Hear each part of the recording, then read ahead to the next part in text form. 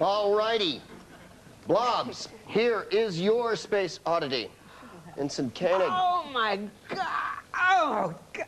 I remember this so well. Frankly. Next. No, really. This is from an episode called, a Star Trek episode called Paradise Unfulfilled. And the reason why I remember it is because the only episode where Captain Kirk didn't get the girl.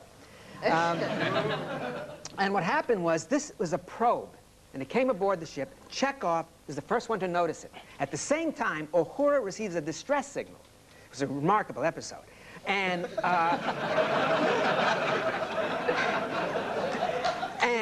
I implore the captain, in one of my more theatrical moments on the show, I implore the captain, please, we've got to help these people. So... Did you do it in Welsh? Was that Welsh, was it? I know it's never been Russian. It's just something I make up. I think we'd all like you to do it again, actually. Captain, please, we've got to help these people. Okay, so, and it turns out, of course, that it's the Romulans.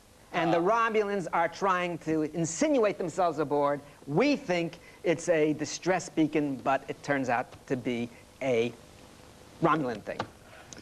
A Romulan thing, all right. Oh, Romulan thing.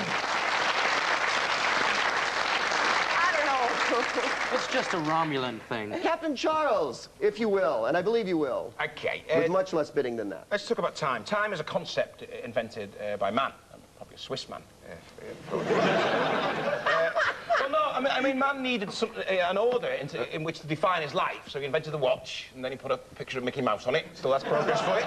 This is a time machine.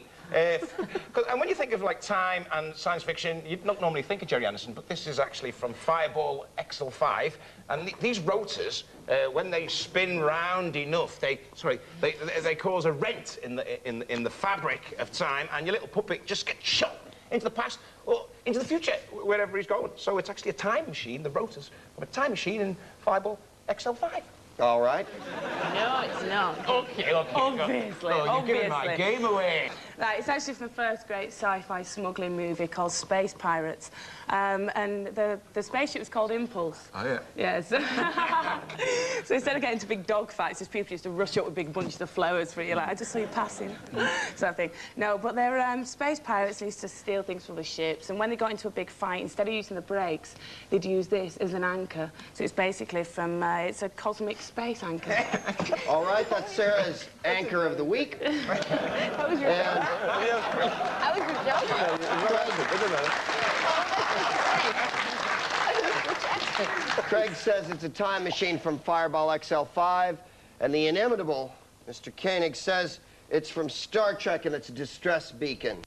So convincing. Unbelievably realistic and convincing, and it's a difficult decision. And then when that moment when he talked about the fact that Kirk didn't get the girl, yeah, there was a little bit of bitterness there. Yeah. It really was. Just a little edge crept in your voice there. Just a little. And it seemed to me that was very true. And I don't believe the puppet time warp. Well, I don't buy anything Craig says, but you know, that's. And what was the other thing? It's an anchor. An anchor. Oh. You weren't listening to her, you were just looking at her. She's beautiful. Typical man. I reckon Walter was so convincing. Yeah. All right, you think it's Walter's answer, the distress beacon from Star Trek. Let's see if you are correct. No, obviously not. That was fast. It is Star Trek. Star Trek. Time machine from Fireball XL5.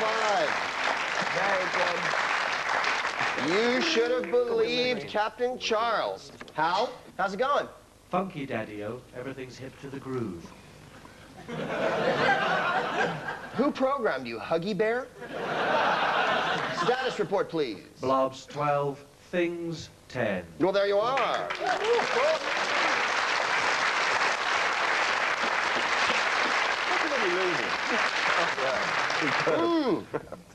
The Minbari have raided the minibar. The Narn are getting narky, and the Earth Alliance won't hold much longer. But before we shoot through the Stargate, fingers on phasers for our final trivia scan. Log on. What does the M in Ian M. Banks stand for? That's for Menzies. That's right. In Close Encounters of the Third Kind, how many musical notes did the alien... Yeah. 5. Thank you. They're playing to win. Yeah. You've got the brains over Yes. here. Release photon torpedoes. Which company produced Chopper Chicks in Zombie Town? Yes. Come on, don't mention that movie. I was young. I needed the money, you know? It's a trauma film. Trauma. Movie. Yeah. Whose soon-to-be-published autobiography is entitled Beaming Up and Getting Off? Walter?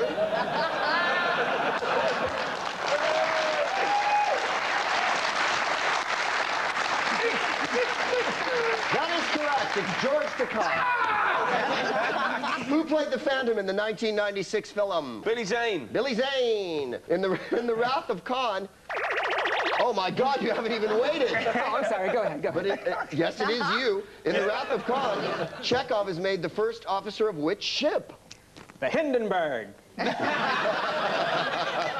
Wasn't it the Robin Reliant? Very close. Queen Mary?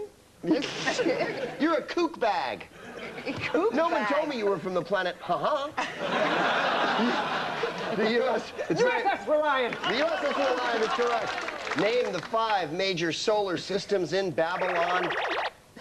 Who was that? Sarah? Bolton, Bradford, Leeds, Wigan. Didsbury. Claudia.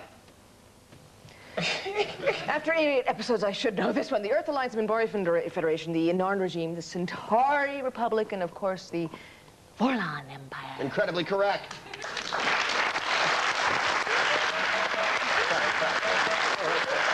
That noise signals scan termination. How? It's Al. Yeah, like I give a flux capacitor. Status report. Blobs 20, things 23. Oh. So, my friends, the things are the victors. Colossal thanks to the Blobs, Craig Charles, Sarah Cox, and Walter Koenig. And the things, Bill Bailey, John Maloney, and Claudia Christian. This is Greg Proops, your most high commander, saying, we're all very tired, and no one trusts each other anymore. Let's just sit here for a while and see what happens. Peace out.